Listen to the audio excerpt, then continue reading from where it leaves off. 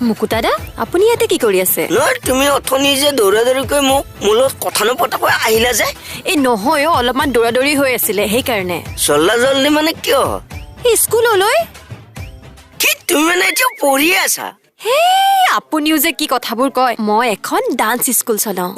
dance school চলোৱা হয় বুলি